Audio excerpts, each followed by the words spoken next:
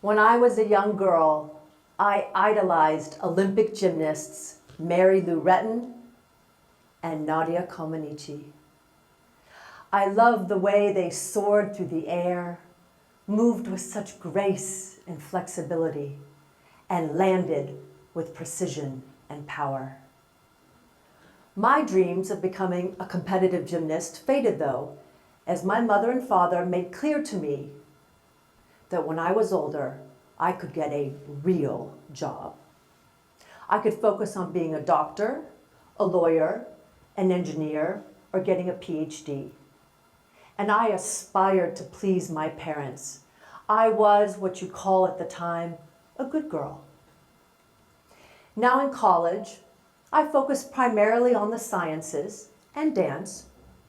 And on graduation day, while giving the final student closing address, I encouraged my classmates to leap into the unknown and find their unique path, even though I had no intention of finding mine. And this sense of shame and hypocrisy overcame me. But something unexpected happened. My mother was diagnosed with cancer, and after a year of surgeries, chemo, and radiation, she was to receive a life-saving procedure. And as she lay in the hospital room, my chair next to hers, she looked at me and asked, "Have you decided what you're going to do with the rest of your life?" And in that moment, I couldn't lie because I didn't know if I would see her again the next day. I don't want to go to med school and I don't want to get a PhD. I think I want to go to China. And there was this long pause and my heart was racing. And my mother replied, "Okay, well, you're not married and you don't have children, so if you don't go now, you'll never do it. Do it."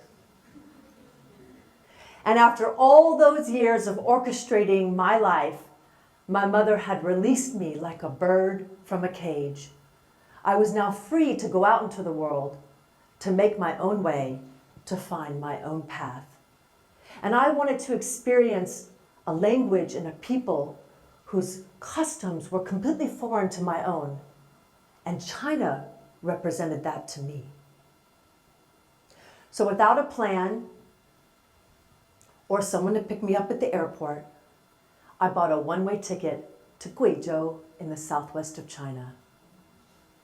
I packed my father's army duffel bag full of peanut butter, chocolate, coffee, and tampons, as I read that those are the things you couldn't buy online.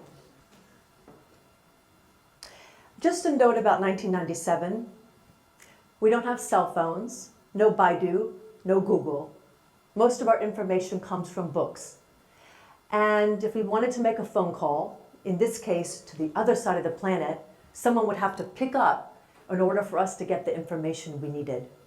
And if not, we were on our own.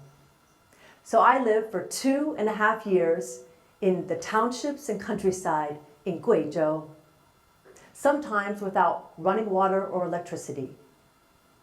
The locals were always surprised by my existence there.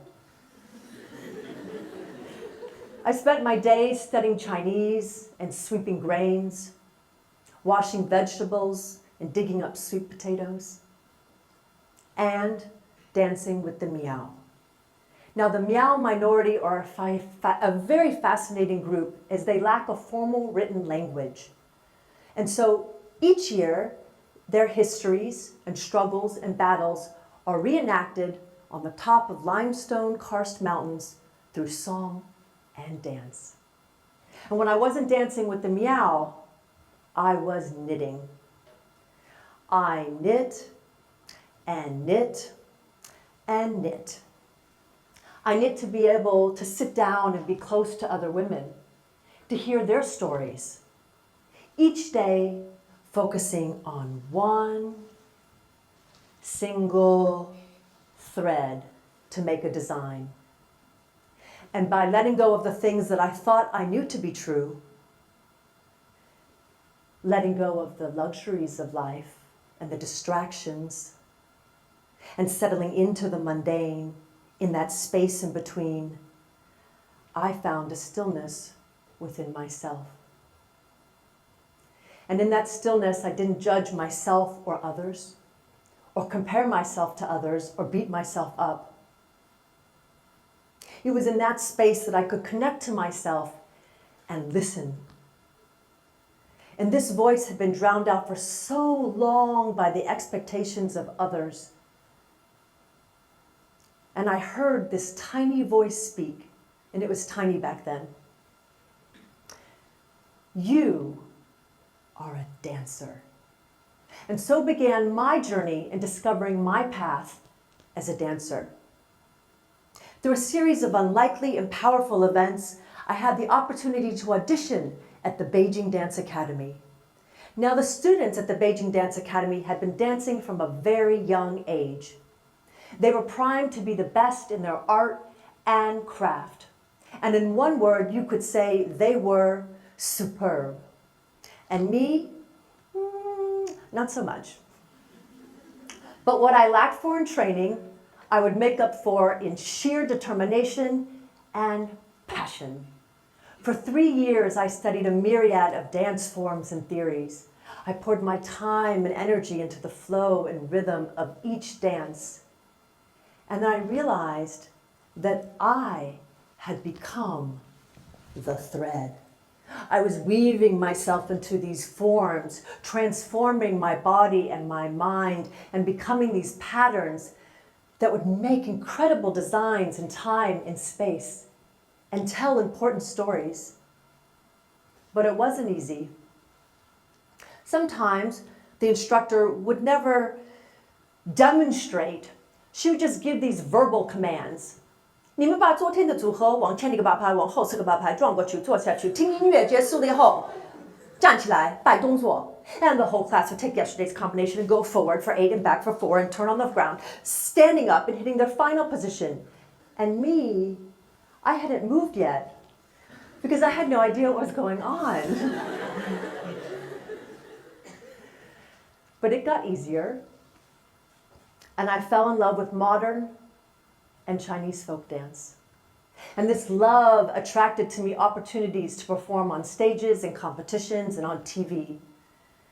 And the mere act of performing publicly as a foreigner challenged other people's beliefs about identity and possibility. One of those possibilities was performing in a national dance drama called Nanjing 1937. This is a dance drama which explores an imaginary relationship between two historical figures, Iris Chang, deceased author, and heroine Minnie Vautrin.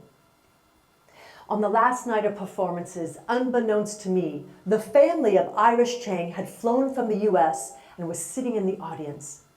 And as we took our final bows and went backstage, the mother of Iris Chang opened her arms and gave me this very long embrace and said, "Thank you."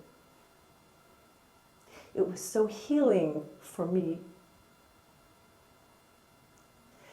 As I went back to the dressing room, I took off the wig and the makeup and the clothes, and I sat in front of the mirror, and I said to myself, "You followed your heart. You acted on it. You did it." Through my journey, performing and choreographing, I was invited to teach dance in New York. And this career led me and my students to now share in dance collaborations and exchanges in some of the most rare and rich environments for performance in the world. For example, in Al Ain, in the United Arab Emirates, where they had their first time to perform in public, and in Cuba with the Eastern Folk Ballet Company, studying and performing the dances of the Orishas. Here, Chango. One day, while back in New York, I was lying down in Central Park looking up, And I asked the universe, what next? And I reflected on all the places and people I had met. And I was overcome with this feeling of gratitude and euphoria. As I closed my eyes, I received a vision of what it would look like if I brought what was inside of myself, body, mind, and spirit, and took it out into the world.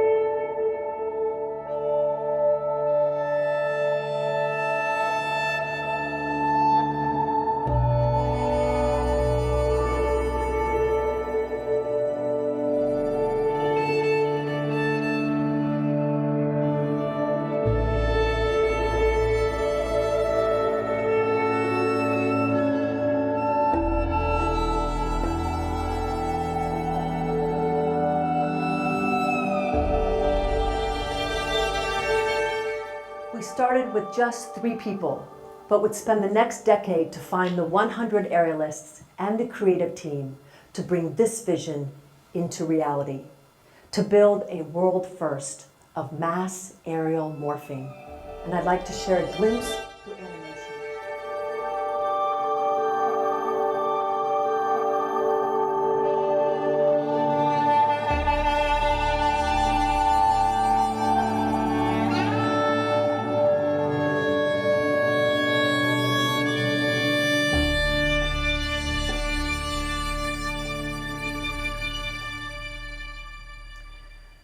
Suspended now by thousands of threads of wire, the 100 aerialists weave in and out of each other in midair. Each individual dancing independently, yet in harmony with the collective. They are a symbol that each of us is a sacred, moving expression in the grand tapestry of humanity. My purpose, the One Show, was unfolded before me through a committed journey of following my heart. When we are very present in following our heart, we experience a unity within. And it's this unity within, that oneness with ourselves, that connects us to our purpose. And we start by giving ourselves permission to leave behind preconceived patterns and molds. Give yourself permission and freedom to let go of what others want, others' ideas of success, pleasing others. Sometimes what separates us from our purpose is our family or society's vision of us that keeps us in this place of a split. And so we find the stillness within ourselves to ask questions and receive answers and to listen. And in this space for listening, we hear our inner voice and we follow our heart. There is only one of you in this universe. Your ideas, your thoughts, your body, your DNA, your feelings. What moves you is yours and yours alone.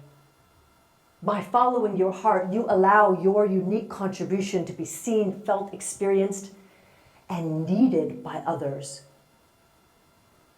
catalyzing and affecting others. And it's in this demonstration that we connect to our purpose. My mother gave me the freedom to choose, and I gave me permission to follow my heart, creating a unity within myself and connecting me to my purpose. Today, I'd like to give us a call to action. Let's unchoreograph our lives and give yourself permission to freedom. Give yourself permission to follow your heart.